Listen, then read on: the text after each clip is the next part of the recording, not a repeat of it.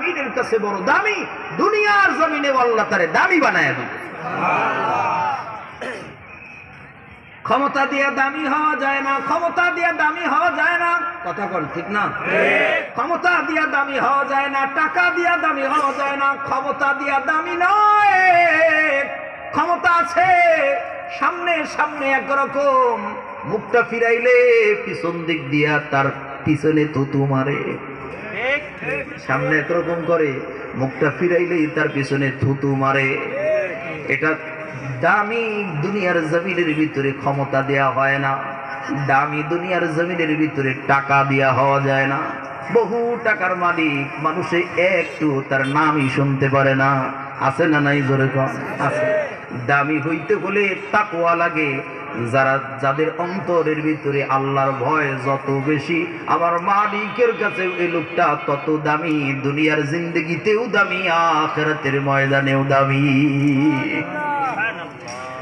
আবু বকর দামি হইছে এই কারণে তার ভিতরে তাকওয়া ছিল। হাবিবে কিবরিয়া সরকারের ওফাতের পরে, ইন্তেকালের পর, যখন হযরত সিদ্দিক আকবর আবু বকর রাদিয়াল্লাহু তাআলা আনহু তার কাছে যখন খেলাফতের এই সিংহাসন, যখন খেলাফতের সিংহাসনে যখন বসে গেছে,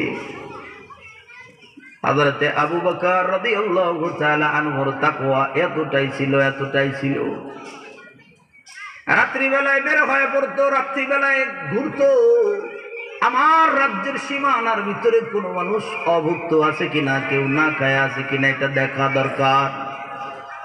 রাত্রিবেলায় ঘুরতো, ঘরে ঘরে গিয়া তালাশ করতো, ঘরে ঘরে গিয়া তালাশ করতো, ঘরে ঘরে গিয়া তালাশ করতো। আরে কেউ যদি আমি হযরতে আবু বকরের কারণে যদি কষ্ট পায়, কিয়ামতের ময়দানে আমি তো রব্বুল আলামিনের সামনে হিসাব দেওয়ার মতো ক্ষমতা আমার কাছে নাই।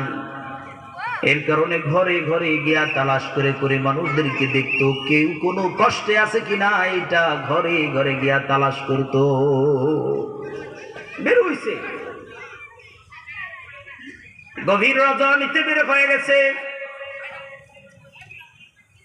জনমানবহীন শূন্য এক এলাকা। এই শূন্য এক এলাকার ভিতরে গিয়ে তাকায় দেখে ঘরের ভিতর থেকে কান্নার আওয়াজ, ঘরের ভিতর থেকে কান্নার আওয়াজ ভেসে আসতেছে। দৌড়ায় আগায় গেছে, ঘরের ভিতরে গিয়া কাছে গিয়া সালাম দেয়, আসসালামু আলাইকুম ওয়া রাহমাতুল্লাহ। ঘরে কি কেউ আছেন? ঘরের ভিতর থেকে একজন মহিলা, বৃদ্ধা একজন মহিলার কান্নার আওয়াজ। হঠাৎ করে যেমনি সালামের আওয়াজ পাইছে, বৃদ্ধা মহিলা কান্না বন্ধ করে দিয়া বলতেছে, কে গো, কে তুমি? একটু জানতে চাই, বলো তো কে আসছ? মাগো, আমি একজন মুসাফির, রাস্তা দিয়ে যাইতেছিলাম, আপনার কান্নার আওয়াজ পাইলাম। ও মা, আপনার কি কোনো সমস্যা? আমি একটু আপনার কাছে জানতে চাই, বলেন তো কি সমস্যা, কোন কারণে কান্না করেন? বুড়ি বৃদ্ধা মহিলা কেঁদে কেঁদে বলতেছে, বাবা রে, আমার স্বামী নাই, সন্তান নাই, এই দুনিয়ার জমিনের ভিতরে আমার কেউ নাই, কেউ নাই। বাবা রে, বড় অসহায় আমি, আমার আল্লাহ আমারে বড় এক পরীক্ষার মধ্যে ফেলছে। কি পরীক্ষা মা, একটু জানতে চাই, বলেন তো।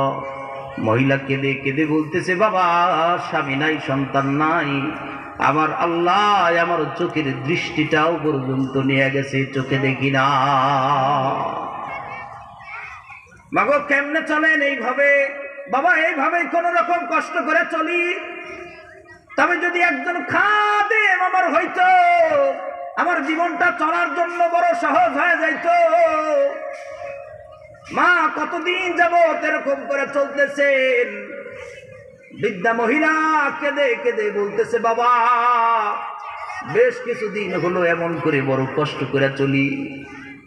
বৃদ্ধা মহিলাকে ডেকে ডেকে বলতেছে, মা গো, একজন খাদেম যদি হয় তাইলে তো আপনার সুবিধা হবে। হ্যাঁ বাবা, একজন খাদেম যদি হয় তাই সুবিধা। ঠিক আছে মা, চিন্তা করবেন না, আমি আপনার একজন খাদেমের ব্যবস্থা করে দিব, একজন খাদেমের ব্যবস্থা করে দিব। তাই নাকি আপনি খাদেমের ব্যবস্থা করে দিবেন? হ্যাঁ হ্যাঁ, চিন্তা করবেন না, বলেন কি লাগবে, কি কি কাজ আপনার দরকার? বাবারে তেমন কিছু লাগবে না, সকালবেলায় আমার ঘরের ভিতরে কলস আছে, এই কলস ভর্তি করে এক কলস পানি লয়ে এসে দিবি, আমার ঘরটা একটু গুছাইয়া দিয়া চইলা যাবে, তাইলেই আমার কোনো রকম চলবে। ঠিক আছে, চিন্তা করবেন না, আগামী কাল থেকে আপনার ঘরের যাবতীয় সব কাজ খাদেমে করবে।